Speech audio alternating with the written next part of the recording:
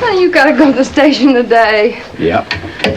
Everybody else got a 5-day week, you got a 7. In the Army, it was 7 days a week, 24 hours around the clock. This is a snap.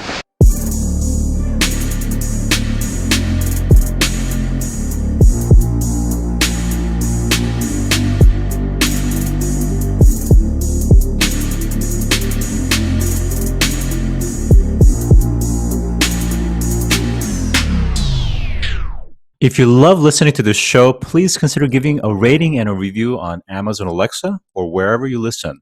We want to continue bringing you this amazing content, and part of our ability to do that means that we need a big audience. Now, it may not seem like much, but rating and reviewing the show will help more people find us, just like how you found this show. Simply on any podcast platform, search for a show, scroll down to the bottom, and push 5 stars. It's that easy. Thanks for supporting the show.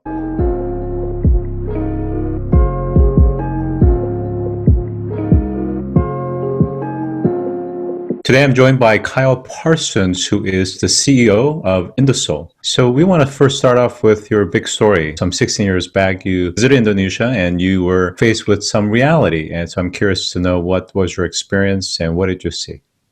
Yeah, I had always dreamt of a trip to Indonesia because my dad had been traveling there for a long time, since 1982.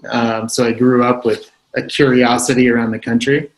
And when I first arrived, I was just blown away by the beauty of the land and the people. The food is amazing, and not to mention the beaches, and of course the surfing is great. But I was also struck by an overwhelming pollution problem, just noticing that there was a ton of plastic on the beaches, and there's just generally a lot of waste around. But I also noticed that the Indonesian people, the Balinese, are very artistic and very good at manufacturing and creating things. So I just took a liking to that. But while walking down the street one day, my sandals broke where the thong pulled out, and I was left barefoot on the sidewalk with no shoes, and I needed a solution. So I started shopping around the local boutiques, and I had a vision in my head for a unique pair of sandals that would maybe be natural to the land. It would be unlike anything that my friends in California were wearing.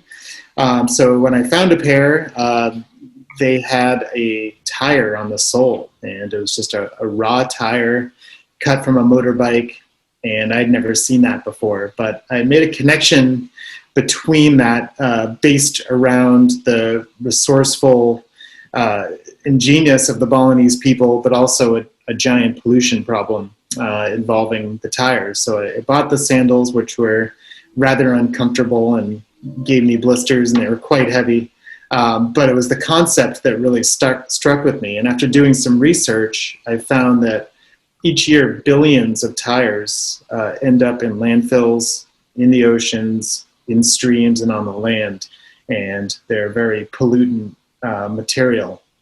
So I really thought a lot about taking a trip back to Bali, and also thought a lot about this product and the potential it may have with an exciting story and just as a product innovation.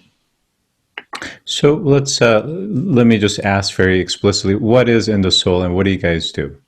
Yeah, we are a sandal brand. We make flip-flops and slides for men, women, and kids. And the niche that we have found in our product is that we recycle and repurpose waste tires that come from motorcycles, cars, trucks, and make them into the soles of our sandals. So, for example, this here is a recycled tire soled flip-flop, and on the upper it's made with all natural materials, made with natural rubber mixed with recycled rubber. Super comfortable, very light, and 100% waterproof. Terrific. I want to kind of go back to your experience in Indonesia, and I'm sure since then you've must have visited many times. And please correct me, where exactly is the manufacturing base out of? Yeah, now our manufacturing is in Java. So the mainland of Indonesia is home to manufacturing for many large footwear companies. And for us, we started with a small kind of handmade process. And then as we started to scale up and revolutionize the process that we were working with, we found that we can make a greater impact by grinding down the tires and then pressing them into a sole. So it would allow us to keep up with the demand and make it a mass consumer product. Right. So I wanted to spend a few minutes just kind of understanding the landscape in Indonesia, both back when you first traveled, but also even today. I think I'm curious to get your thoughts. I think there's a bit of kind of a NIMBY problem, not in my backyard, where as some of the manufacturing capacity is shifting from China to Southeast Asia, and particularly places like Indonesia, and that has huge implications in terms of pollution. As you yourself are also manufacturing things. So, for instance, many of the rivers in Indonesia are highly polluted because they won't admit it, but it's really the textile and manufacturing industries that are dyeing these different materials, and it's going into the streams, and it's directly affecting the clean once clean rivers and waterways. Indonesia is also notoriously well known for their plastics, just the oceans and the shores and the beaches just being littered, and just incredible density of plastic waste in the oceans.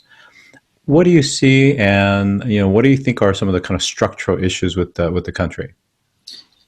Yeah, just from my experiences, it's just there's an infrastructure issue, whereas the infrastructure is not built to really hold major development and happening so quickly.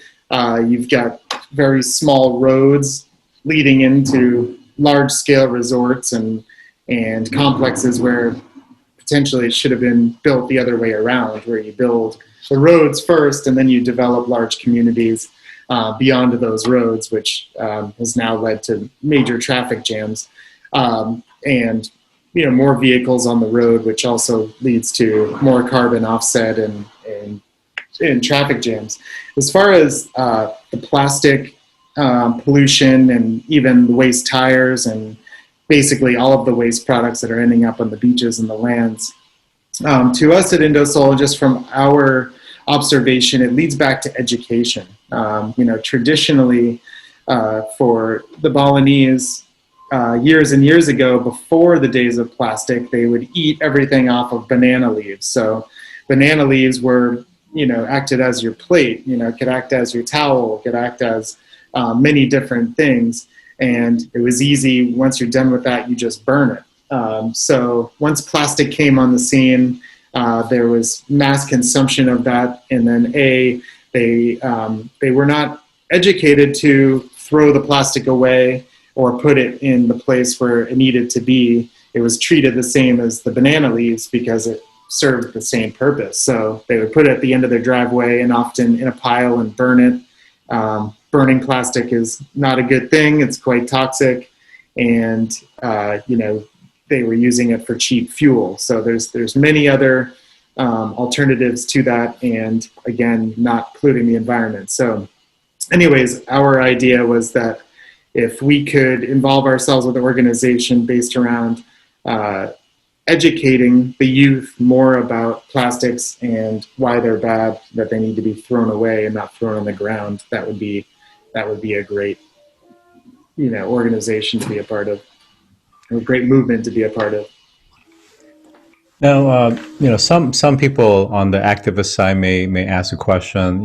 Why develop sandals and flip flops? Why not work on the education? Why not work on the infrastructure to institutionally and nationally address some of the just gaps? Really.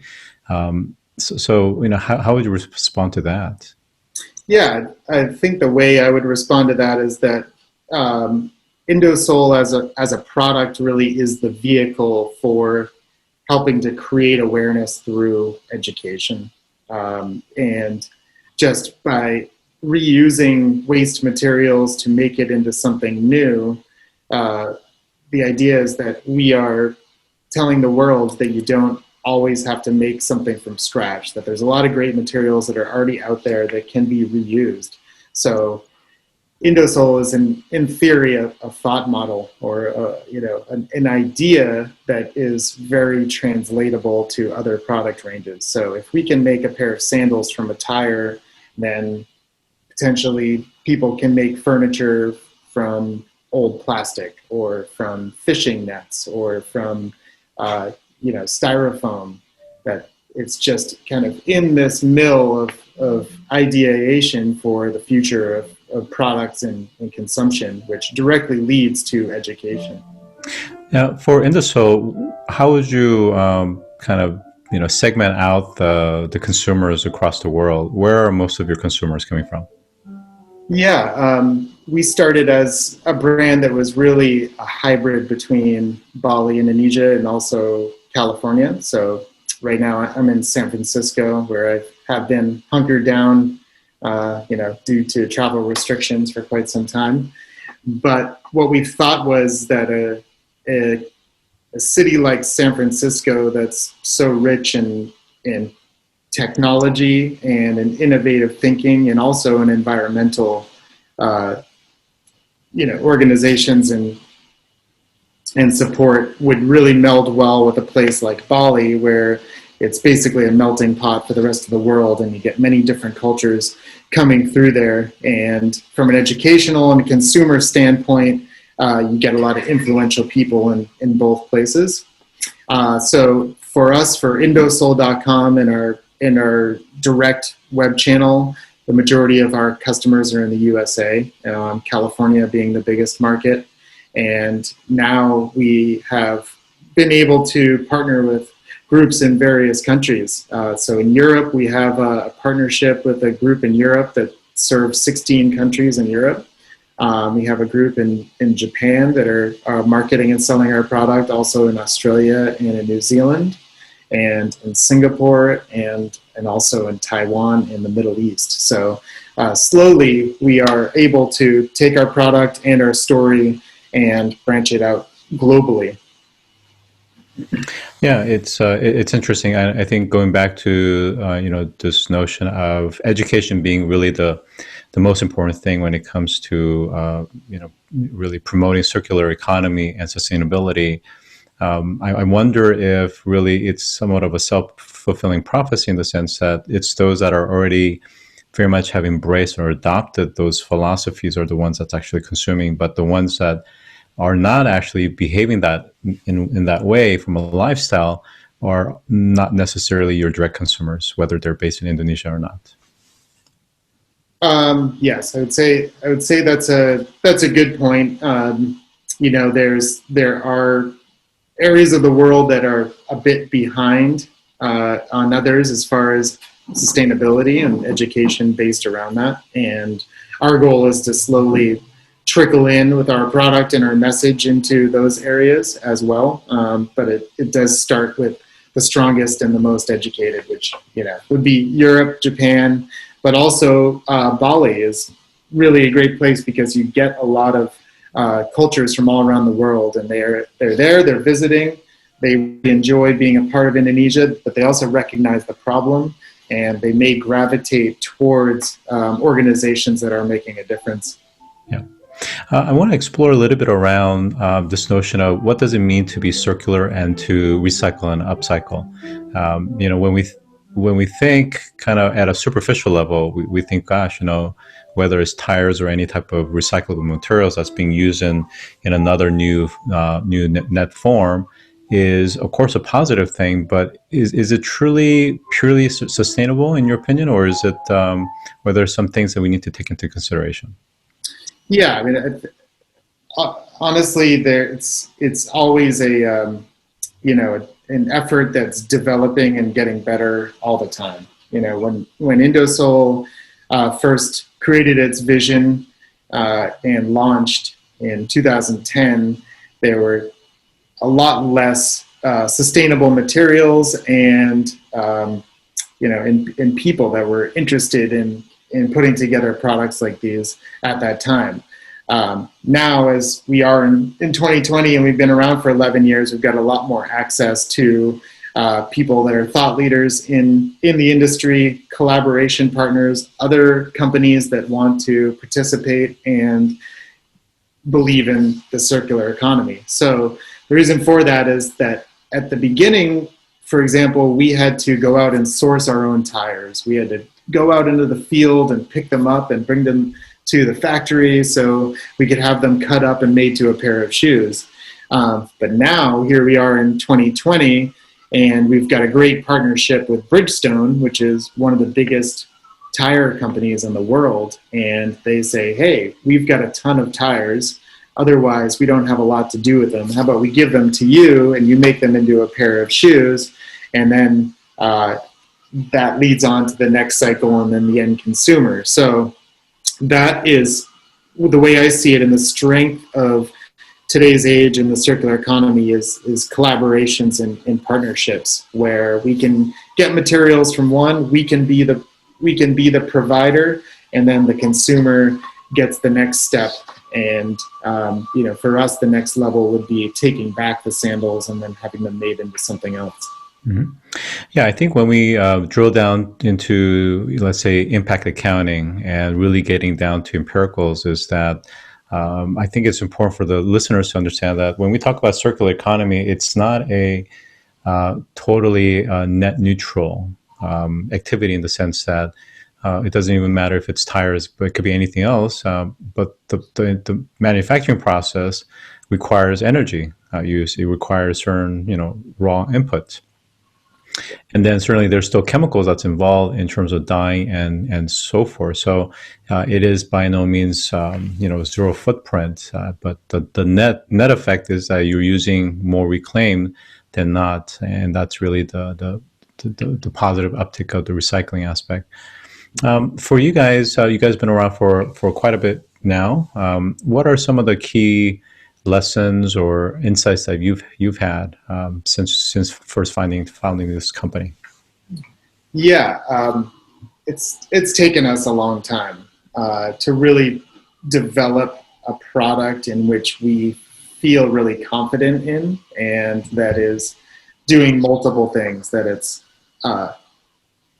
good for the environment. It's using recycled materials, supporting a circular economy, but it's also comfortable enough to wear and a very sound product for the consumer to purchase, feel good about, and use. So, to us, one of the true meanings of sustainability is based around a product that's going to last, because otherwise it becomes trash early in its life cycle. Then what good is it, right? So, for us, we learned a lot just from the R&D of making footwear and trying to do it in the best and cleanest and greenest way that we possibly could. For us, it was really laying out a wish list of what we wanted. We really wanted to be a registered B Corp. So that took us a while to get our B Corp certification, to source the best materials we could find, and with a natural rubber manufacturer to provide the footbeds versus a synthetic-based one. So just really taking our time to check off the boxes that we thought that our kind of consumer really wanted to see. Yeah. And my final question is, when you first started the business, I think this trend around sustainability was just kind of sort of beginning. In 2020, we're at a point where the consciousness around climate change, sustainability, impact has really kind of crescendoed, and I'm curious if that has correlated into your exponential growth in terms of sales in the recent years. Yeah, I'm sorry. Do you mind repeating that one? Yeah. So basically, one of the things that we're starting to hear from brands, small and big, is that they're starting to see a surge in sales because that sustainability has finally become more mainstream at this point. Yeah, absolutely, and that's our hope. And for us, and just being around for quite some time, we've had to brave the storm, so to speak. And as being one of the pioneers of sustainable footwear in a time where nobody else was really doing it. It was hard for us to catch on. It was hard for us to tell somebody why they should be interested in preventing a tire from ending up in the landfill, and B, on top of that, why they should buy our shoes. So you've got more work to do than the average product, right? Whereas, normally it's just like, hey, this shoe looks good. Yeah, I'm going to buy it. But for us, we really wanted to take a systematic process of laying down the foundation of the brand and those key pillars of what we really stand for as a foundation, and then be able to build off of that. And now, after 10 years, we're finding that there's various touch points within our brand that a consumer may like. They may really like that it comes from Indonesia, because they may just have an affinity or an interest in Indonesia, or they may be trying to avoid products that are manufactured in other countries. They may be into recycled products. They may just be simply into the lifestyle that it represents, which is clean living or yoga and surfing and adventure. So for us, it was, the idea was to be able to circle up all these key attributes and be able to offer it to a variety of different customers. But there's no doubt that now is as good of a time as ever for sustainable and eco products, because people are actually really looking for that, or looking for brands that they can feel that they're a part of, and that's exciting to us. And how can people learn more about your product? Yeah, they can log on to Indosole, INDOSOLE.com, and Perfect. check it out there. So today I've been joined by Kyle Parsons, who is the CEO of Indosole. Thanks for joining today. Thanks so much, Scott. If you've enjoyed this episode, take a moment to rate our show on any podcast platform that you listen to. Scroll down to the bottom and push 5 stars. It's that easy. And as always, thanks for listening.